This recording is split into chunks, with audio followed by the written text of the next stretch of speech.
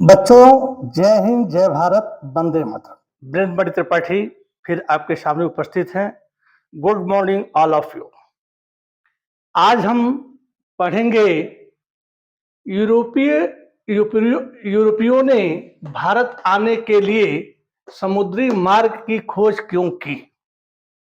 आप लोग सब जानते हैं कि जितने यूरोप के व्यापार करने हमारे यहाँ आए थे 1498 से, और जब तक अंग्रेज चले नहीं गए, जब तक आधुनिकता का विकास नहीं हुआ, तब तक जो है 1947 तक अंग्रेज हमारे यहाँ रहे।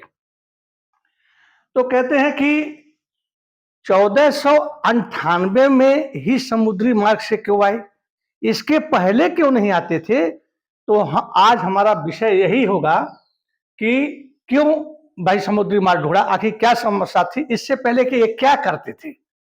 व्यापार तो तब भी होता था, जो है सामान ले जाते हैं। तो हमारा एक मोटो है, हमें कुछ करना है, हमें कुछ लेना है, हमें कुछ पाना है। क्योंकि इसके ये जो लिखे हुए हैं आईएएस और पीसीएस प्री एडमिन एग्जामिनेशन, ये हमारा मोटो है। तो 2 मिनट के लिए हम एक बात कर लेते हैं। हमारे बिहार में एक विद्यालय है, नालंदा विश्वविद्यालय। है नहीं, कभी था। 13वीं शताब्दी में शुरुआत में ही उसका सर्वनाश हो गया।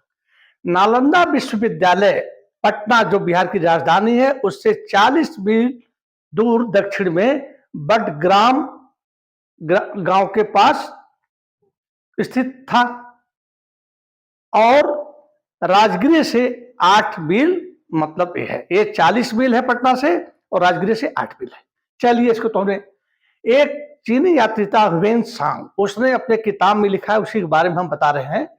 पटना विश्व क्या बोलते हैं, नालंदा विश्वविद्यालय 1 मील लंबा और आधा मील चौड़ा था। इसकी स्थापना 415 से 455 एक कुमार गुप्त थे, कुमार गुप्त, जिनको शक्रादित्य भी कहते हैं, शक्रादित्य, इन्होंने इसकी स्थापना की थी। अब ये हमारा विश्वविद्यालय ऐसा था कि यहां से पढ़ा हुआ कोई विद्यार्थी हिंदुस्तान के, जब वो पाकिस्तान भी हमारे अंदर था या जहां भी जाता था, उसका कोई इंटरव्यू नहीं होता था, और उसको सीधे उसको नौकरी दे देते थे यहाँ के जो विद्यार्थी थे। यहाँ पर जो है 300 कमरे बने हुए थे, 300 कमरे बने हुए थे, और 3 बड़ी जो है बड़े कमरे, पुस्तकालय था, पुस्तकालय जिसको धर्म गज कहा जाता था, धर्म गज। अब देखिए यहां पर 10,000 विद्यार्थी पढ़ते थे।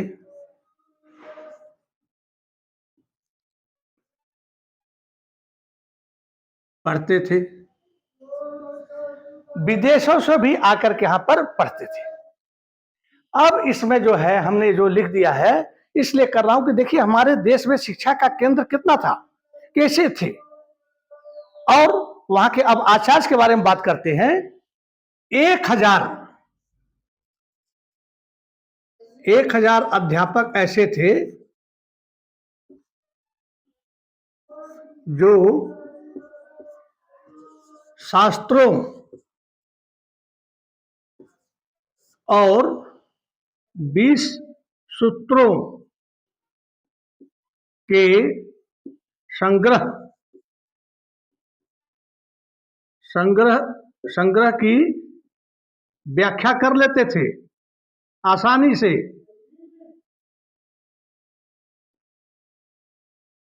समझ गए?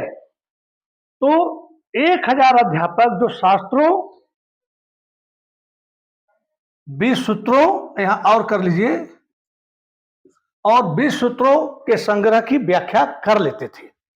उसके बाद 500 लोग ऐसे थे, आगे आप समझ जाइएगा, जो 30 सूत्रों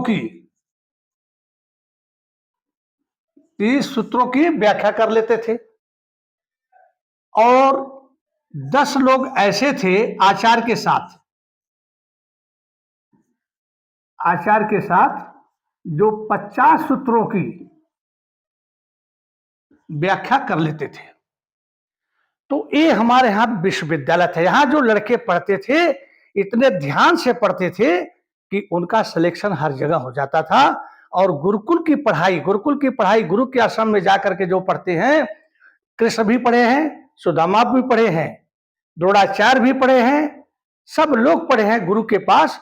और आकर्षण की चीज वहां पर कुछ नहीं होती थी, सिर्फ गुरु के ही चरणों में बैठकर पढ़ते थे और गुरु के ही काम करते थे।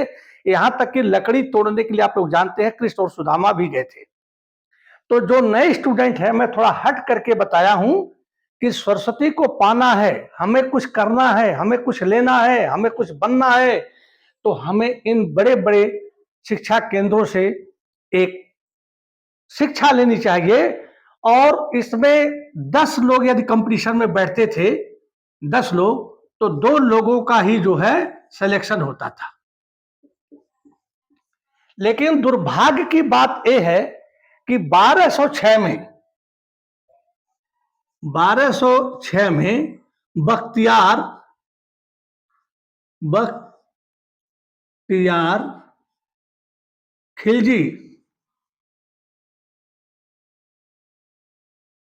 खिलजी ने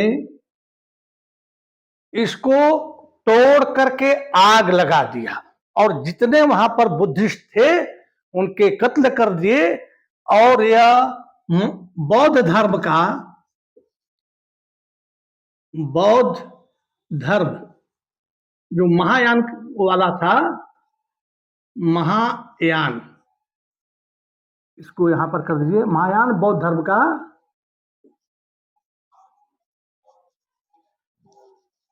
शिक्षा केंद्र था, बहुत बड़ा शिक्षा केंद्र था। मैंने इसलिए आपको बताया कि जो बिल्कुल जीरो है, लड़के नहीं जानते हैं, बहुत लोग ऐसे हैं जो ये नहीं जानते हैं कि हमारे भारत में तक्षशिला, नालंदा, विक्रमशिला ऐसे विद्यालय थे जहां के स्टूडेंट की पूरे भारत एशिया में इज्जत होती थी। तो अब हम अपने मेन मुद्दे पर आते हैं। अभी आपने ये देखा कि हमारे भारत में कैसे कैसे विद्यालय थे जो बिल्कुल बच्चे नहीं जानते हैं, मैंने उनके लिए ये लिखा है। अब जो है कहानी ये आती है कि यूरोपियों ने भारत आने के लिए समुद्री मार्ग की खोज क्यों की। तो हम आप इससे पहले चलते हैं कि खोज क्यों की, क्या कारण था। तो हमारे जो है चीन में रेशम का उत्पादन ज्यादा होता था। चीन में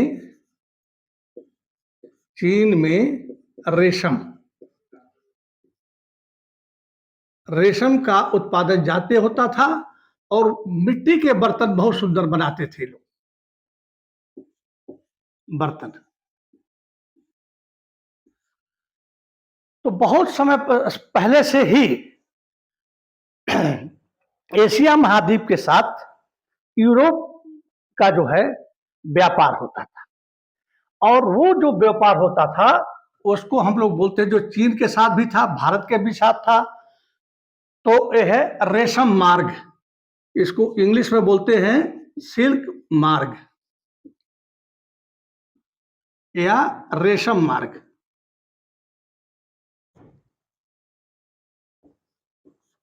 रेशम मार्ग से होता था। यह जो है चीन से शुरू होता था और मध्य एशिया होते हुए यूरोप एक माल जाता था। चीन होते हुए मध्य एशिया, और ये चीन के जो है सियांग शहर से शुरू होता था। ये चीन के सियांग, सॉरी आंग, सियांग शहर से शुरू होता था और यूरोप तक जाता था। इसकी पूरी लंबाई 6500 किलोमीटर थी। वैसे है कि कोई स्टेप इंच लगा करके नहीं नापा होगा, लेकिन ये अंदाज ऐसा है कि इसकी लंबाई जो है 6500 किलोमीटर थी। उसके बाद क्या होता है कि शियांग शहर से शुरू हो जाता है। अब ये जो है व्यापार मध्य एशिया होते हुए, चीन से चला मध्य एशिया, मध्य एशिया, मध्य एशिया से व्यापार शुरू हुआ। और उस समय गाड़ी नहीं था, मोटर नहीं था, हवाई जहाज नहीं था, और समुद्री का जो पानी वाला मार्ग उस समय इधर से नहीं था, तो लोग ऊंटों पर, घोड़ों पर यह व्यापार करते थे। ये आप ध्यान से सुन लीजिए। और इसमें जो है मध्य एशिया में, सॉरी जरा इसमें मैं, तो मध्य एशिया में ये शहर आते थे रास्ते में, काजिकिस्तान, किर्गिस्तान और उज्बेकिस्तान। मध्य एशिया में 3 आते थे शहर, काजिकिस्तान, किर्गिस्तान और उज्बेकिस्तान। ये यहां पर आते थे। और उसके बाद पश्चिम एशिया में ईरान, इराक, सीरिया और उसके बाद जो है तुर्की आता था। तो मध्य एशिया में आते, पश्चिम एशिया में आते थे।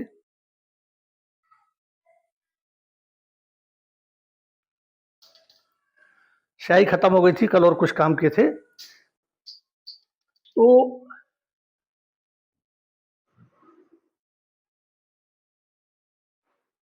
किर्गिस्तान, यहां पर मैं लिख दूं मध्य एशिया। तो एशिया में तो था ही, पूर्वी एशिया में तो आपका था ही चाइना। अब मध्य एशिया में जो है किर्गिस्तान, कजाकिस्तान और ताजिकिस्तान। कजाकिस्तान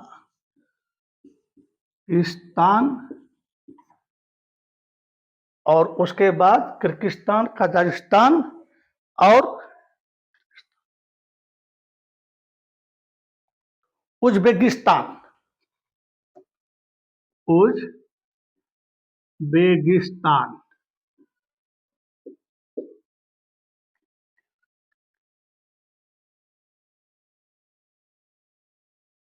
किर्गिस्तान,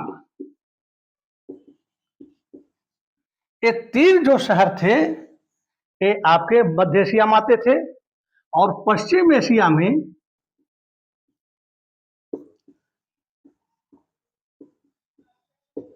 एशिया में आता था ईरान, इराक,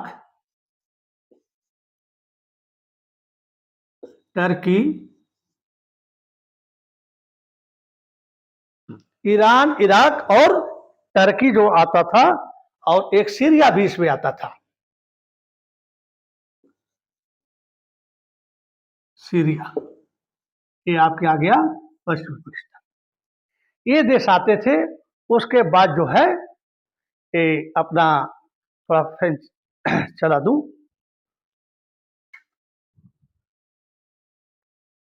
तो ये जो है शहर जो है हमारे जो है आते थे। अब इन्हीं के रास्ते जो है व्यापार होता था। इसको आप लोग नोट कर लीजिएगा, मैं इसको मिटा देता हूं।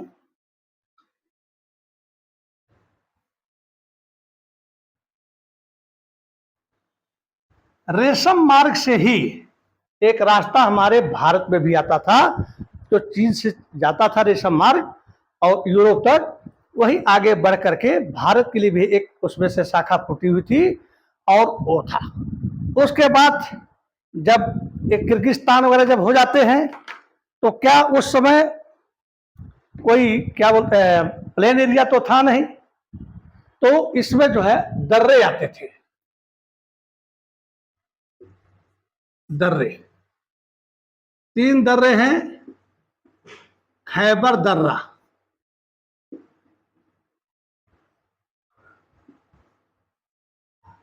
एक है खैबर दर्रा, जो पाकिस्तान आज है, उस समय पाकिस्तान का कोई नाम तो था नहीं, तो हिंदुस्तान में ही था।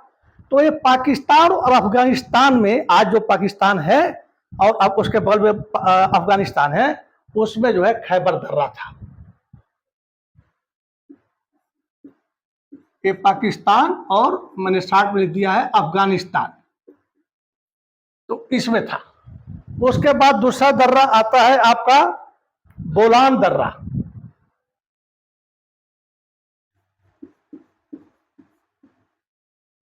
बोलान दर्रा, और तीसरा आता है पामीर।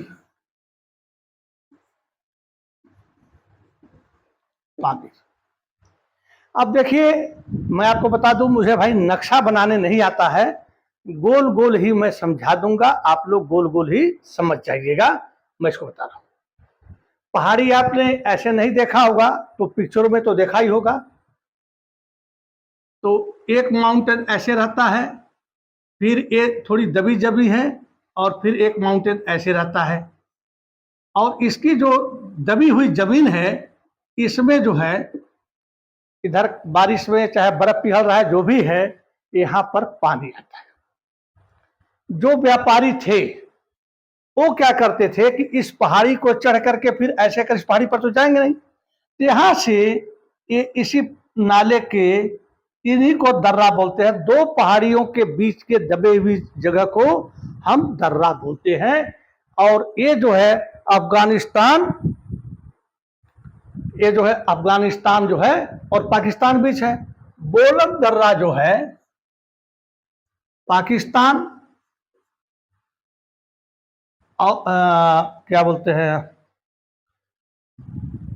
हाँ, मध्य एशिया, पाकिस्तान और मध्य एशिया के बीच में था। और पामीर का जो है ये पठार होता है, ऊबड़ खाबड़ है, तो थोड़ा इनको भी चलना पड़ता है। अब ये रास्ता बनाया कैसे, पता कैसे चला, तो एक किताब में हमने पढ़ा है कि एक जिनेवा वासी लड़का था, मार्को पोलो, उसने अपनी किताब में इसका वर्णन किया था, और उसने कहा था कि मुझे जाने में, मतलब वेनिस से चीन जाने में 4 साल लगे। वहां पर 17 साल व्यापार किया, 2 वर्ष का शासन था वहां पर, चंगेज का था, और 4 साल लगे, और उसके बाद फिर 4 साल ही वापस आने में लगते हैं, और 17 साल इसने व्यापार किया। कहानी उसकी लंबी है, उस पर हम नहीं जाएंगे। तो अब ये हो गया आपका, जो हो गया शहर कौन से पड़े, दर्रे कौन से पड़े। अब इसमें यदि ये अकेले नहीं जाते थे, एक कारवां के साथ जाते थे। कारवां, कारवां का मतलब होता है मनुष्यों का एक समूह। यदि अकेले आप सामान लाद करके ले जाएंगे, तो रास्ते में लोग छीन लेंगे। तो कारवां के साथ कुछ लोग हथियार बंद भी होते थे, और जब वे विश्राम करते थे, तो कारवां सराय में विश्राम करते थे। और जो कारवां सराय के जो लोग मालिक थे, वो इनको भोजन और सुरक्षा दोनों प्रदान करते थे, कि कहीं लोग इनको लूट न लें। माल है, अब माल जो है चीन से चला, और सीधे यूरोप तो जाएगा नहीं, चीन से चला तो सीधे यूरोप तो जाएगा नहीं। तो जब यूरोप नहीं जाएगा, तो रास्ते में उसको जो है कहीं न कहीं, तो उसको जो है रुकना ही पड़ेगा। तो रास्ते में ये रुकते थे।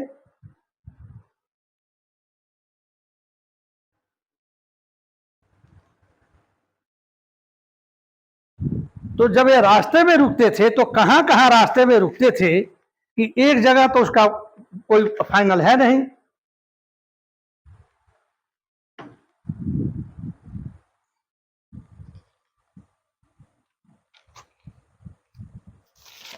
एक मिनट, थोड़ा सा मैं भूल गया हूं। हाँ, कुछ लिखना भी पड़ता है। एक जगह आता है कंधार, एक आता है मर्ब। कंधार जो है ये अफगानिस्तान में है, आप लोग जानते ही हैं। तो एक कंधार रुकते थे, उसके बाद मर्ब रुकते थे, समरकंद रुकते थे,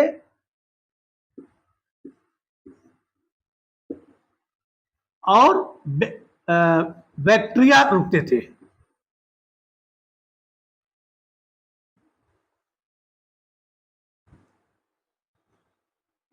बैक्ट्रिया रुकते थे अफगानिस्तान में।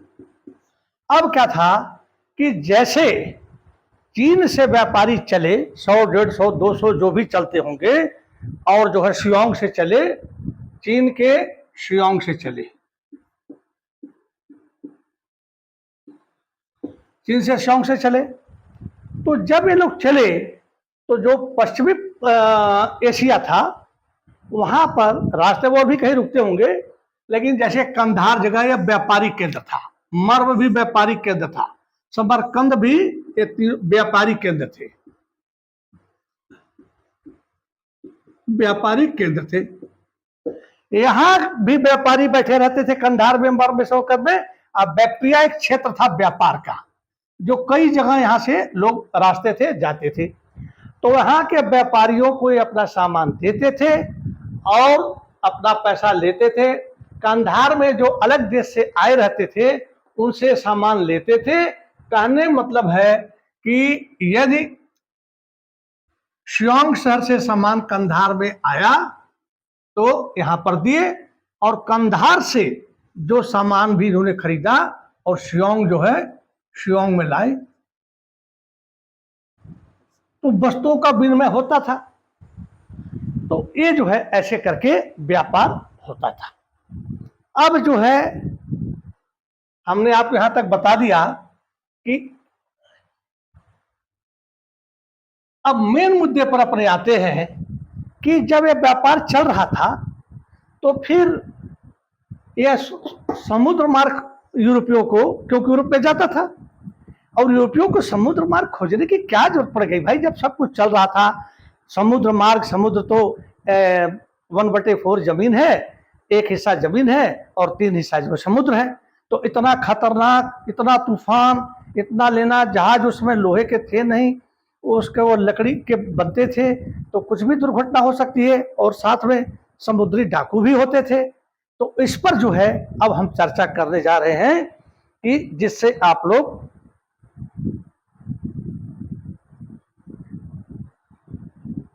आपने सुना होगा कुश्तुनतुनिया,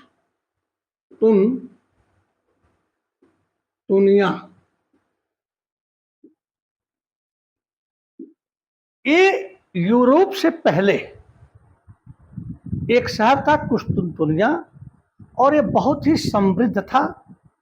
और इसका मतलब यहाँ पर एक से एक विद्वान, एक से एक कलाकार, बौद्ध धर्म के भी प्रचारक, ईसाई धर्म के प्रचारक, ये लोग जो है कुश्तुनतुनिया जो है, मतलब ये है, बौद्ध धर्म बाद में नहीं आया। इसका पुराना नाम था वाइजेंटाइन, इसका पुराना था वाइजेंटियम। कुश्तुनतुनिया का पुराना नाम था बाइजेंटियम।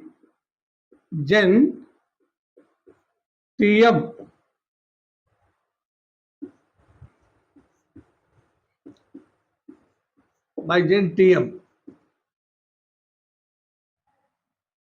बाइजेंटियम इसका पुराना नाम था। कुश्तुनतुनिया तो बाद में आया। इसका पुराना नाम था बाइजेंटियम, क्योंकि इसको बहुत लोग नहीं जानते हैं लेकिन मैं आपको बता रहा हूं जो कुस्तुतुनिया जो था इसी के आगे यूरोप होता था, इसका पूरा नाम था बाइजेंटियम। 330 ईस्वी में रोमन सम्राट, सॉरी लिखने में गलत हो जाए तो माफ करना दोस्तों, 330 ईस्वी में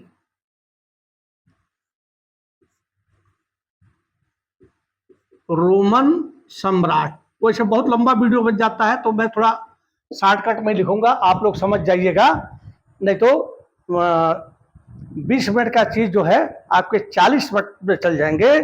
तो रोमन सम्राट जो है कांस्टेंटाइन,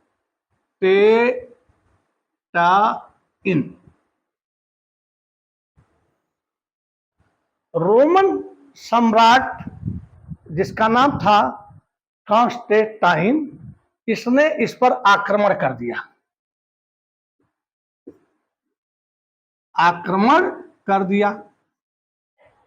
भाई उस समय क्या क्षेत्र विस्तार का वो था, ज्यादा से ज्यादा हमारा जो क्षेत्र विस्तार हो जाए,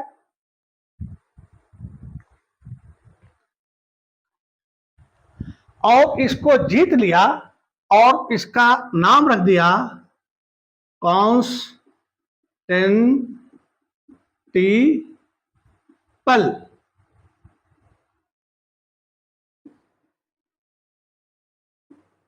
कॉन्स्टेंटिनोपल तो हिंदी में लिखने में थोड़ा सा टिपिकल लगता है, लेकिन इंग्लिश में स्पेलिंग आपको याद है तो फटाफट लिख लेते हैं। तो इसका नाम रख दिया कॉन्स्टेंटिनोपल, इसका नामांकन कर दिया क्योंकि नाम रखा। 330 ईस्वी में रोमन सम्राट कॉन्स्टेंटाइन ने आक्रमण कर लिया और इस पर जो है ये जो राज्य क्या था, वाइजेंटियम था, पहले ये जो है वाइजेंटियम था, वाइजेंटियम पर आक्रमण करता है और इसका जो है कॉन्स्टेंटिनोपल जो है इसका नाम रखता है किसका, वाइजेंटाइन का, और एक कॉन्स्टेंटाइन राजा था तो अपने नाम पर इसने जो है इसको इसका नाम रख दिया। और जो है देखिए परिवर्तन होता रहता है, आज हमारी मतलब बाहर है, कल आपकी बाहर होगी। तो ये जो है लोग, और ये तो है ईसाई थे, ईसाई थे।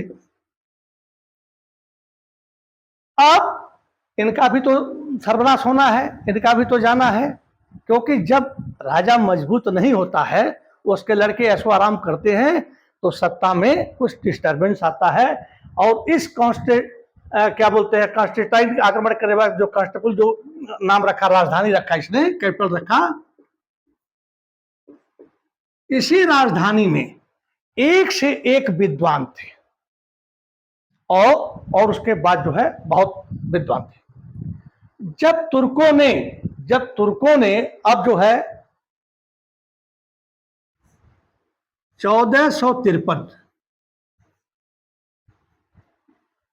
तुर्कों ने आक्रमण कर दिया, आक्रमण कर दिया।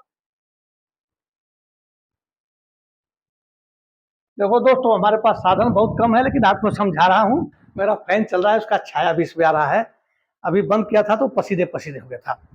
तो 1453 में इन्होंने क्या किया, इस पर आक्रमण कर दिया और उसके बाद जो है 2 महीने तक यह युद्ध चलता रहा और लास्ट में तुर्क जो है इस पर विजय प्राप्त कर लिए।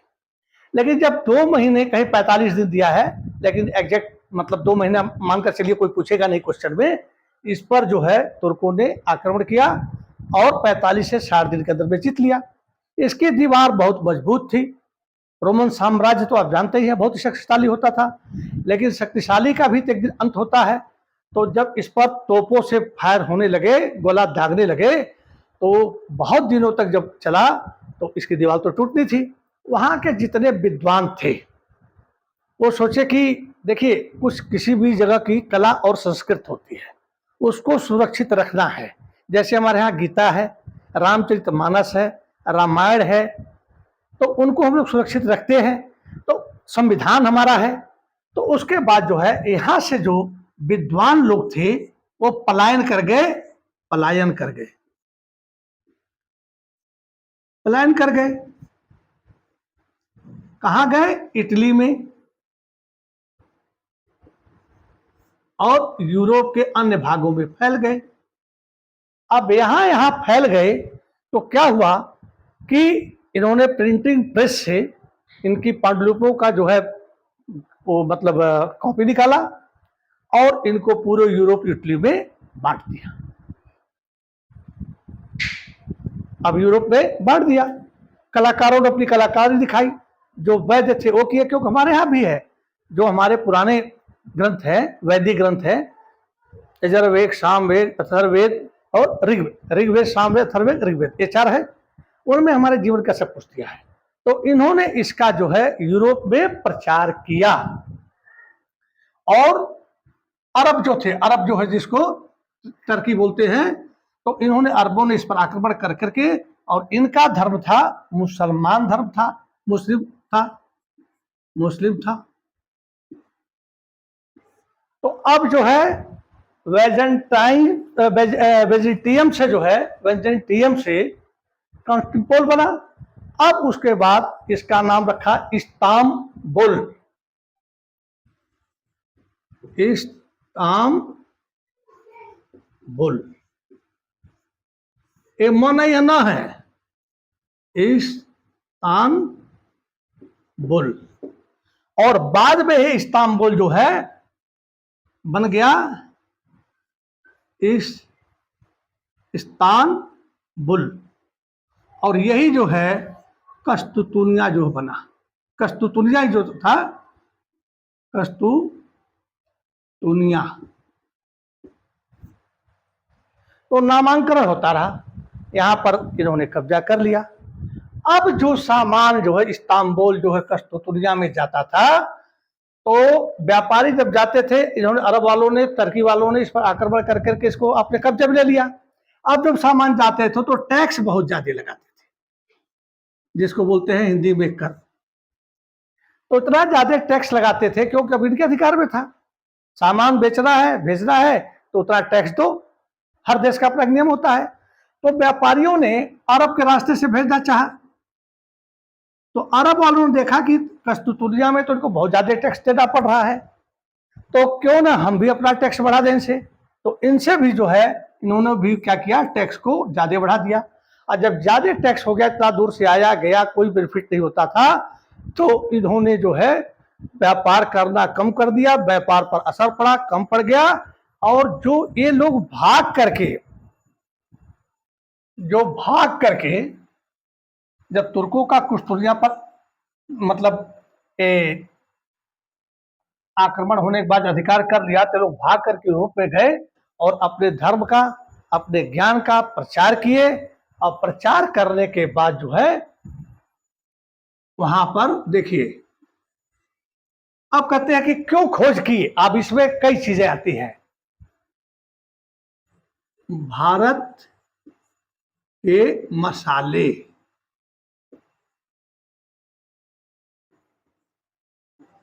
पुनर्जागरण, पुनर्जागरण।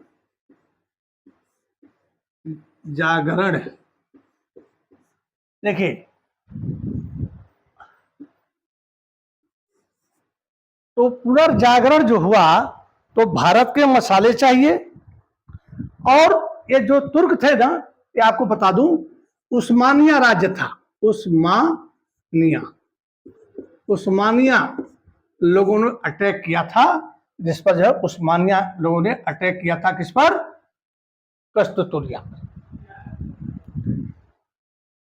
तो उस्मानिया राज्य ने अटैक किया था। तो इसको तो मतलब मैं भूल गया था, जरा कहीं कहीं आ जाता है, पूछ लेगा क्वेश्चन में उस्मानिया राज्य क्या था, तो आप कहेंगे अरे गुरुजी ने तो बताया नहीं था। तो उस्मानिया राज्य वालों ने ही आक्रमण करके इस्तांबुल, और इस्तांबुल नाम रखा था। इससे पहले कुस्तुतुनिया था, और कुस्तुतुनिया का पुराना नाम जो है मैंने आपको बता ही दिया है कि कुस्तुतुनिया का पुराना नाम क्या था?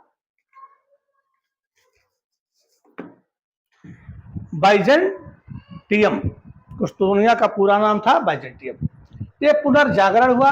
अब भारत के मसाले उनको चाहिए थे यूरोप वालों के लिए। क्यों चाहिए थे भाई मसाले? यूरोप एक ठंडा देश है और ठंडा देश होने से उनको ये चावल दाल रोटी सब्जी से गर्मी नहीं मिल सकती है। उनको चाहिए मांस ज्यादा खाते थे, मांस। और मांस जो है, मान लीजिए उनके पास एक जानवर है, 40 किलो का है, 50 किलो का है, 100 किलो का है, 20 किलो, 10 किलो जो भी है। अब उसको यदि काटेंगे और 4 लोग खाने वाले हैं तो 4 किलो खा लिए, 40 है तो 36 किलो बच गया। तो उसको कहाँ रखे? उस समय फ्रिज तो था नहीं, इलेक्ट्रिसिटी का तो कोई प्रचार था नहीं। तो जब फ्रिज में रहता, ठंडा प्रदेश था, तो ठंडे प्रदेश में आप रखेंगे इधर उधर ढक करके, लेकिन कितने दिन उसके बाद वो सड़ेगा, बदबू करेगा।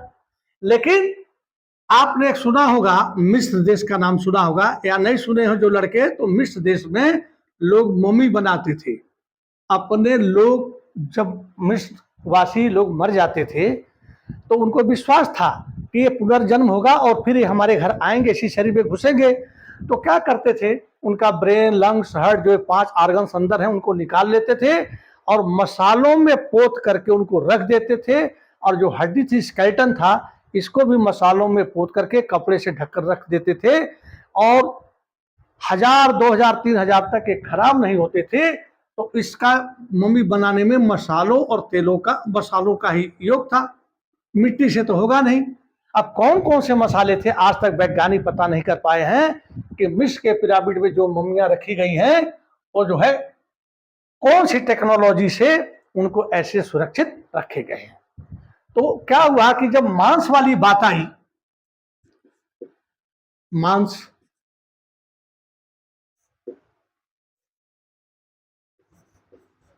तो मांस को क्या है, प्रिजर्व करने के लिए, सुरक्षित रखने के लिए मसालों की बहुत जरूरत पड़ती है, तेलों की बहुत जरूरत पड़ती है। आप लोग घर में सब्जी बनाते हैं, ऐसे सब्जी बना दीजिए और तेल में फ्राई कर लीजिए खूब बढ़िया, तो वो सब्जी ज्यादा चलेगी आप अमूमन पानी में या थोड़े तेल में बनाने से।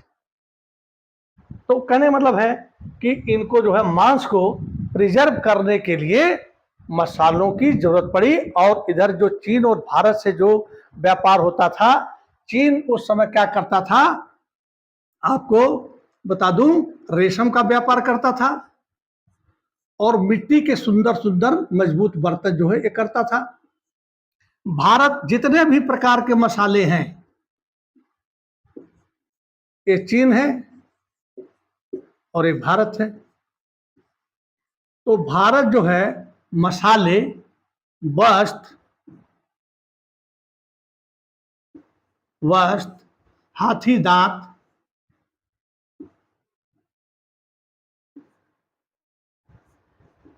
तो भारत क्या था, मसाले देता था, वस्त्र देता था, हाथी दांत देता था और भी अन्य सामान देता था। अब तो उनके पास जाना बंद हो गया। जब मसाले ही नहीं पहुंचेंगे तो उनका मांस प्रिजर्व होगा ही नहीं।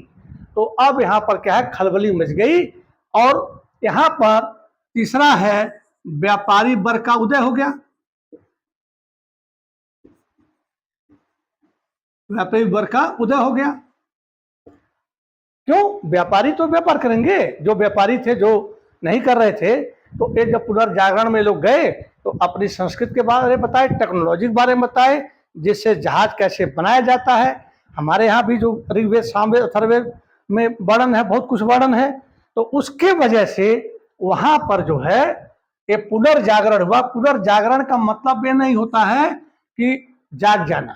कोई से पूछो तो कोई कहेगा पुनर्जागरण क्या था, सर वो रात को जो सोए थे अब पुनः जाग गए, उसको पुनर्जागरण बोलते हैं। ऐसा नहीं है। इस पुनर्जागरण में है कि जो सभ्यता सो गई थी, मुसीबत आने के बाद उस सभ्यता की जरूरत पड़ी और उसको फिर लोगों तक तो पहुंचाया गया, उसको याद किया गया, उसी को पुनर्जागरण कहते हैं। सभ्यता क्या, टेक्नोलॉजी कह लीजिए।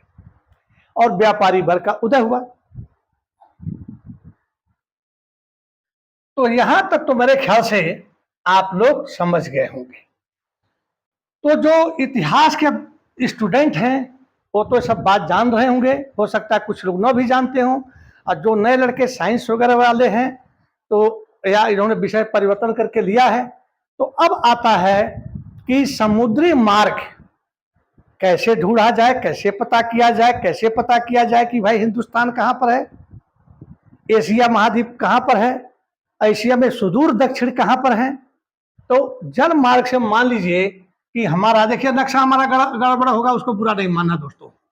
ये हमारा जो है इंडिया है, आप तो जानते ही हैं, इतना तो आप लोग 9-10 में या जो भी क्लासों में आप जाते हैं तो इंडिया है।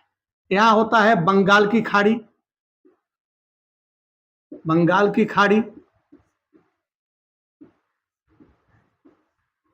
यहाँ है हिंद महासागर,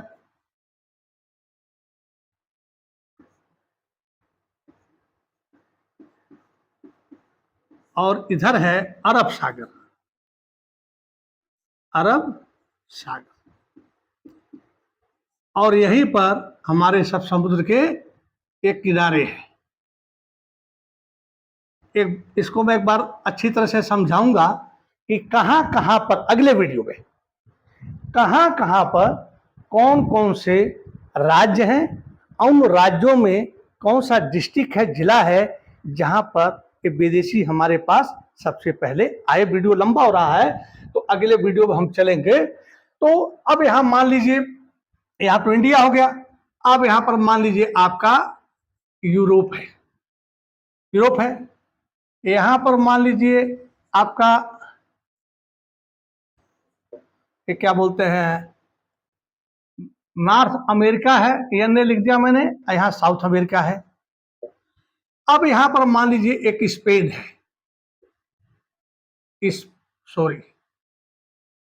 स्पेन, और ये हो गया स्पेन। और यहां पर मान लीजिए पुर्तगाल, यहां पर पुर्तगाल है। तो यहां जो स्पेन और पुर्तगाल वाले जो थे बड़े खोजी माइंड के थे, और ये पुर्तगाल में जो था यहां का Charles Prince Henry, Prince Henry जो है इसको नेविगेटर भी बोलते थे, नेविगेटर। प्रिंस हेनरी क्या बोलते हैं, नेविगेटर था। इसको जो है नई नई चीजें खोजने का बहुत शौक था, और स्पेन वासी भी थे। तो स्पेन में एक शासी वक्त था कोलंबस, कोलंबस, कोलंबस। आप लोग यह जानते होंगे अच्छी तरह से कि अमेरिका की खोज, हम लोग तो कक्षा 3 में पढ़ते थे दोस्तों, कि अमेरिका की खोज किसने की, और उसके बाद जो है भारत की खोज किसने की, तो कोलंबस था। तो कोलंबस जो है वहां से अपना 2 जहाज लेता है। अब एक गड़बड़ होगा, इसको मैं मिटा देता हूं, नहीं तो फिर आप लोग समझ नहीं पाएंगे, और इन सबको जो है मिटाना ही पड़ेगा। अब यहां पर मैं लिखता जाता हूं सिस्टम वाइज से, नहीं तो आप लोग कंफ्यूज हो जाएंगे। तो हमने कहा यहां पर स्पेन था और यहां पर पुर्तगाल था, यहीं पर एक नीचे अफ्रीका महाद्वीप है,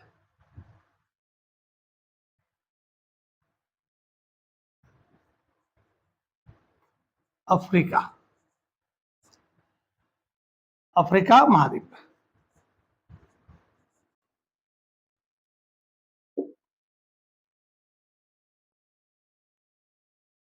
यहां का ठीक नहीं बैठेगा, यहां बनाता हूं। यह है अफ्रीका महाद्वीप।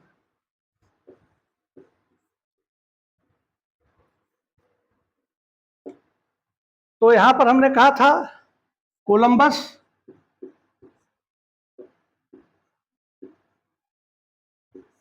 ये क्या किया कि 2 जहाज लिया अपनी कोलंबस, और उसके बाद मसालों की खोज में यह चल देता है कि हमें मसाले जो है कहाँ मिलेंगे। तो कोलंबस जब वहां से चलता है स्पेन से, तो अब यहां पर अफ्रीका महाद्वीप और यहीं पर हमारा जो है भारत है। अब देखिए यहां से चल करके अब ये ऐसे घूम करके यहां आना है, लेकिन ये जब यहां से चलता है तो इसको कुछ पता नहीं था और यह मतलब अमेरिका पहुंच जाता है और अफ्रीका भी नहीं गया और इंडिया भी नहीं आया। ये पहुंच गया कहां?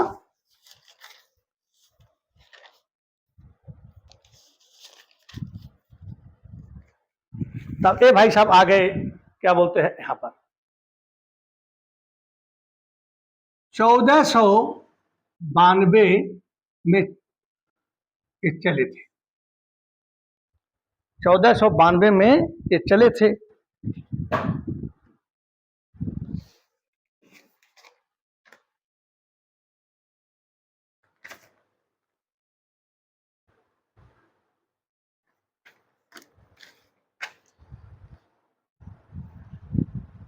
कोलंबस जो है 1492 3 अगस्त, और पहुंचे कब? 12-10 अक्टूबर 92 को ये पहुंचे। तो इनसे तो हमारा कोई इतिहास से मतलब है नहीं। अब हमारा मतलब होता है पुर्तगाल से। हेनरी प्रिंस जो था, नेविगेटर था ये। तो क्या है कि यहां से 1497 में 4 जहाज, पानी वाले, हवाई जहाज वाले नहीं, 4 जहाज पानी वाले लेकर के, जिसमें 170 नाविक थे, 8 जुलाई 1497 को भारत खोज के लिए निकला। खोज के लिए निकला।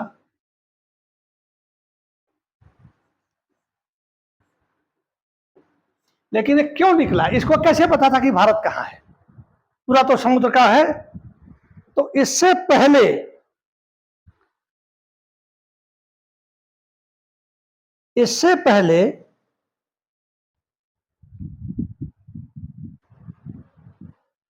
अब देखिए ये दक्षिण अफ्रीका है।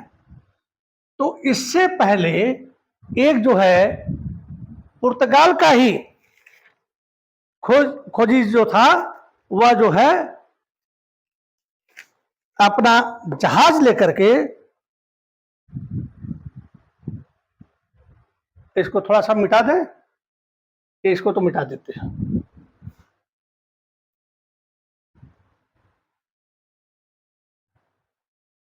तो 170 नाविक 8 जुलाई 97 को निकले अब भारत खोज के लिए। लेकिन इनसे पहले एक दूसरा था,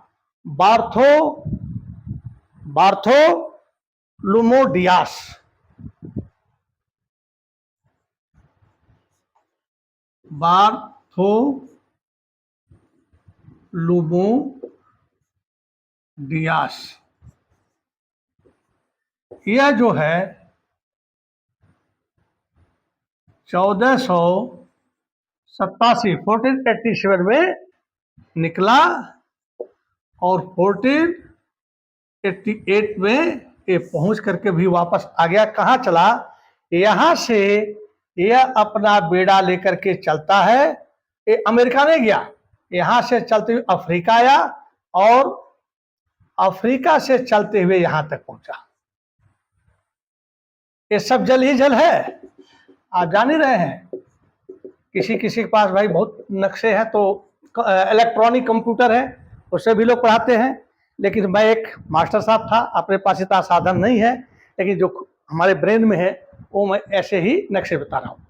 तो यहाँ से ये जो है बार्थोलोमोस डियास यहाँ से निकलता है और जो है यह जो है 87 निकलता है और 88वें तक यहाँ ये पहुंचता है और वापस भी चला जाता है। और स्पेन के मतलब राजकुमार को यह नक्शा बना कर ले जाता है कि मैं गया और ये राज के संरक्षण में जाते थे, राजा ही इनको सब कुछ देता था, ये अपने पैसे से नहीं जाते थे। जब तक देश का सुप्रीमो आपको मोटिवेट नहीं करेगा, धन नहीं देगा, आप अपने पैसे से कोई काम नहीं कर सकते हैं, वो भी विदेशों में। और जाकर के बताया कि मैं जो है यहाँ पर पहुंचा और यहाँ बहुत ज्यादा जो है तूफानी तिरंगा होती थी यहाँ पर दक्षिण अफ्रीका के दक्षिण अफ्रीका में। ये जो है तूफानों का जो है बिंदु था, जाकर बताया। उसने फिर पुर्तगाल में जो है एक वीर फिर खड़ा होता है और वह वीर खड़ा होता है वास्को डी गामा। तो मैंने पहले लिख दिया है कि 8 जुलाई को वास्को डी गामा वहां से चलता है अपने 4 जहाज लेकर के, 170 नाविक लेकर के, और भारत की खोज में। तो जिस बिंदु तक दक्षिण अफ्रीका का जो बिंदु था, इसको बोलते थे cape of good hope. Cape of good hope ये है और ये हमारा भारत था। यहीं पर ये जो है केप ऑफ गुड होप है, यहां पर वास्को डी गामा पहुंचता है 170 आदमी लेकर के। रास्ते में जहां जहां द्वीप मिलते हैं लोग रुकते हैं, कुछ खाते पीते हैं, वो करते हैं। वहीं पर इनको जो है एक पथ प्रदर्शक मिल जाता है, इसका नाम था अब्दुल मलिक। यहां पर मिलता है, एक मिनट जरा इसमें थोड़ा सा शाही की फिर समस्या हो गई।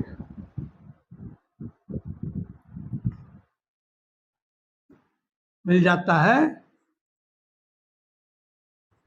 अब्दुल मलिक। देखिए अलग अलग किताबों में मतलब थोड़ा सा डिफरेंस लिख देते हैं और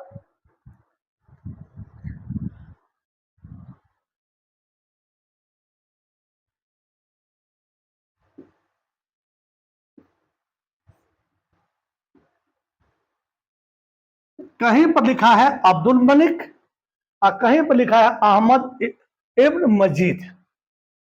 तो उनका पढ़ने का स्टाइल में है जैसे हम लोग पढ़ते हैं।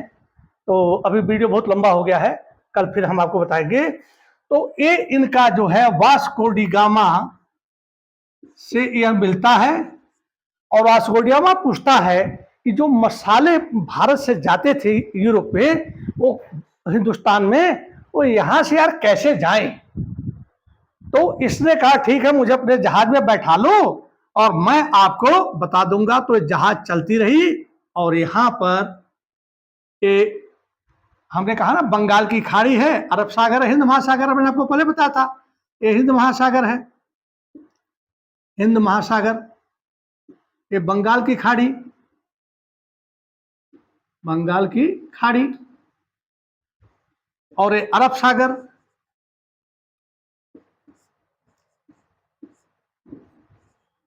और यहां पर तट है। तो यहां पर यह चले और 1498 में ये यहां पर पहुंचा। 8 जुलाई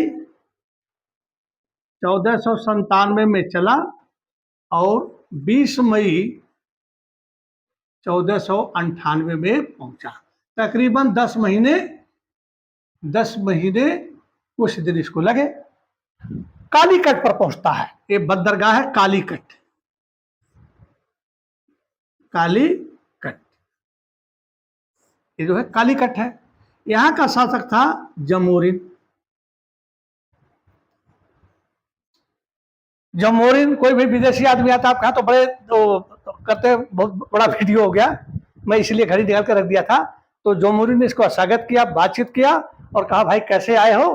तो कहा कि मैं व्यापार करने आया हूं और इसने जो है 3 महीने रुका, 3 महीने रुक करके अब फिर वापस चला जाता है और यहाँ से मसाले खूब ले गया। राजा जबरुन ने भी इसका साथ दिया और जब वहां पर जा करके इसने अपना गुड़ा भाग गणित सब लगा लिया और जब खास करके काली मिर्च जो थी, काली मिर्च का ज्यादा रोल होता है मसालों में, तो इसको 60 गुना जो है 60 गुना प्रॉफिट हुआ दोस्तों, 60 गुना प्रॉफिट हुआ। तो 60 गुना जब प्रॉफिट हुआ तो बहुत से लोग वहां आग लग गई, करीब बाप रे बाप, उधर जो व्यापार होता था मुकंदर खरीदते थे, कुछ नहीं मिलता था, ये तो जाइए और 10 महीने का रास्ता है, वहां व्यापार कीजिए, जहाज ले जाइए लकड़ी के और उसके बाद जो है अपना व्यापार करके आ जाइए। ये 4 जहाज लेकर के वास्को डी गामा गया था और जब लौटता है ये 4 वास्को डी गामा जो है, यहाँ पर देख लीजिए, 4 जहाज लेकर गया था और 2 जहाज के साथ वापस आया और 170 जो नाविक ले गया था, ये 50 नाविक जो है ही वापस आ पाए और बाकी लोग मर गए। तो साहसिक यात्रा है, तो आप लोग हंसते हुए मुस्कुराते हुए इसको पढ़िए।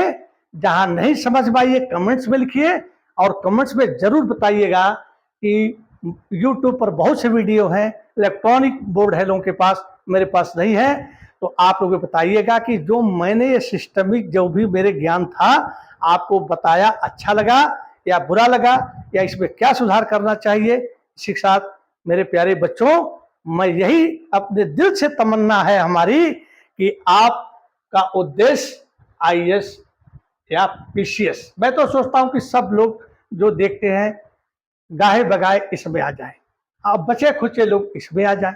मेरा क्या जाता है यार, मैं तो कोई पैसा नहीं लेता हूं, मैं अपना बोर्ड पर पढ़ाया बच्चों को। आज सोचता हूं कि कुछ नहीं, मुझे लोग YouTube पर जान जाएंगे कि गुरुजी पढ़ाते हैं। तो आप लोग मेरे देखिएगा, वीरेंद्र मणि त्रिपाठी और सीखो ज्ञान पर है। तो इसी के साथ आप लोगों का भविष्य उज्जवल हो, भगवान से मैं यही प्रार्थना करता हूं। इसी के साथ जय हिंद, जय भारत, वंदे मातरम, सनातन धर्म की जय हो, हमारे हिंदुस्तान की हो, जय हिंद।